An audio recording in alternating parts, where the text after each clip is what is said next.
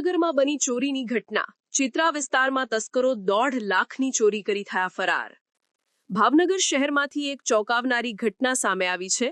ચિત્રા વિસ્તારમાં તસ્કરોએ એક રહેણાંક મકાનને નિશાન બનાવી ચોરીની ઘટનાને અંજામ આપ્યો છે। મળતી માહિતી મુજબ ભીમરાવ સોસાયટીમાં રહેતા મનોજભાઈ ડાયાભાઈ વિજુડાના મકાનમાં મોડી રાત્રિના સમયે અજાણ્યા તસ્કરોએ તાળા તોડી ઘરમાં પ્રવેશ કર્યો હતો।